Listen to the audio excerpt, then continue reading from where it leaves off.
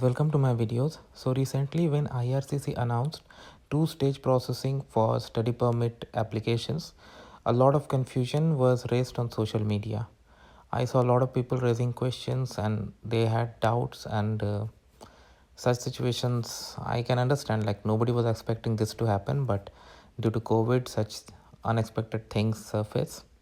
But now IRCC has clarified one point that is like really very good, that says like study permit applications will be processed normally if you were able to submit a complete application. The two-stage processing only applies to those who could not submit all required documents. So if you can submit all the documents, it will be processed normally. It won't go into the two-stage processing. Now, saying this could be easy, but I understand like a lot of people would have difficulties considering the lockdown situations that vary across the globe. In some countries, relaxations are in place, offices are working.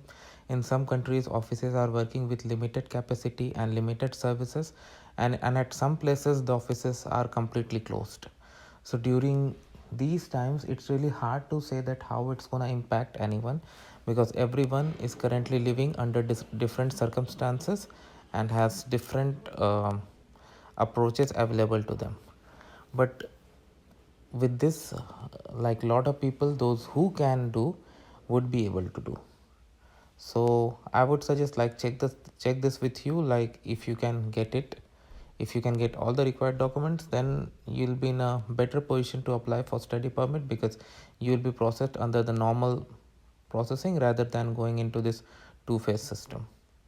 So that's it for now, guys. I hope you like this video. Make sure to give it a like and comment, and if you have any concern, any question, anything that comes in your mind, feel always absolutely free to ask. Thank you, guys.